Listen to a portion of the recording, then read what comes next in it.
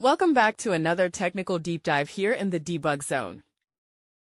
Today, we're tackling a big question and breaking it down with insights from other users. Hopefully, this clears up some misconceptions and helps you get the answer you need. So buckle up, stay a little curious, and let's jump right in.